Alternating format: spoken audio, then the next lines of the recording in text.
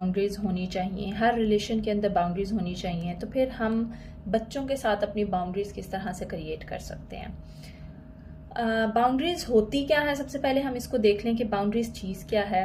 Boundary ये है कि नबी सल्लल्लाहु अलैहि वसल्लम ने जो हमें ये सिखाया है कि किसी के घर में जाओ और 3 दफ़ा इजाज़त लो, और अगर वो ना खोले तो चुप करके वापस आ जाओ, ये बाउंड्री है। और बच्चों के साथ बाउंड्रीज के एग्जांपल में देखें कि एक दफ़ा जो है वो हज़रत इब्ने उमर जो थे, इब्ने अब्बास जो थे, वो बैठे हुए थे और नबी सल्लल्लाहु अलैहि वसल्लम के दाएं तरफ थे, और नबी सल्लल्लाहु अलैहि वसल्लम ने, लेकिन सारे बड़े सहाबा जो थे वो उनके लेफ्ट साइड पे बैठे हुए थे, और नबी सल्लल्लाहु अलैहि वसल्लम का तरीका था कि वो दाएं साइड से शुरू करते थे। लेकिन ये नबी सल्लल्लाहु अलैहि वसल्लम ने हज़रत इब्ने अब्बास की बाउंड्री को रिस्पेक्ट किया और उनसे इजाज़त ली कि अगर तुम चाहो तो मैं लेफ़्ट साइड से बड़े सहाबा को देना शुरू कर दूँ। यानी ये तरीका वो है जो नबी सल्लल्लाहु अलैहि वसल्लम हमें बता गए हैं।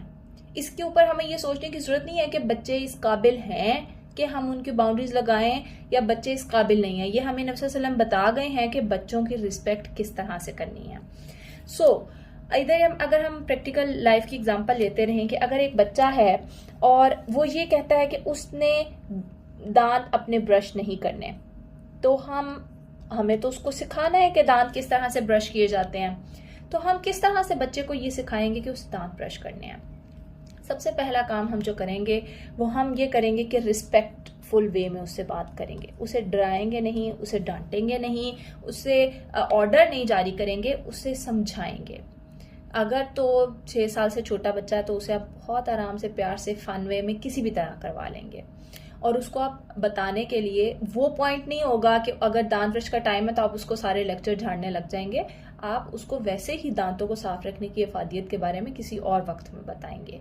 लेकिन जब दांत साफ करने का वक्त है तो आप उसे बहुत रिस्पेक्टेड वे में कहेंगे कि जाओ बेटा दांत साफ कराओ। आप उसको डांट के हुक्म नहीं जारी करेंगे, क्योंकि आपकी अपनी बाउंड्रीज भी है ना। आपकी अपनी बाउंड्री ये है कि आप बच्चे को सफाई सिखाना चाहते हैं। अगर बच्चा सफाई नहीं सीख रहा, साफ नहीं रहना सीख रहा और बुनियादी असूल नहीं सीख रहा, तो आपकी बाउंड्री टूट रही है। तो आप बहुत ही प्यार वाले तरीके से अपनी बाउंड्रीज को बच्चों की बाउंड्रीज के अंदर रहते हुए लागू करेंगे। लेकिन अगर हम बात करते हैं कि थोड़े से बड़े बच्चे हैं और वो आपकी बाउंड्रीज क्रॉस कर रहे हैं, तो आपने उनको बहुत आराम से आपने उनको बताना है कि आप बेटा मेरी बाउंड्री क्रॉस कर रहे हैं।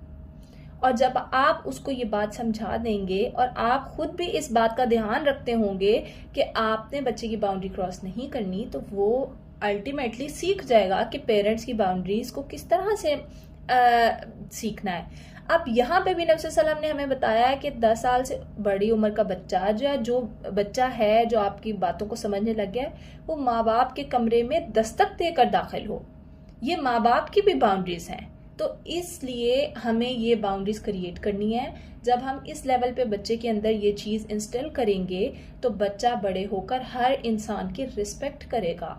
उसको पता होगा कि मैंने सिर्फ अपनी नहीं मनवानी, मैंने सबके साथ रिस्पेक्टफुल वे में चलना है। तो हम इस तरह से छोटे और बड़े बच्चों को बाउंड्रीज सिखा सकते हैं। जज़ाकुमुल्लाह खैर। अल्लाह हाफ़िज़।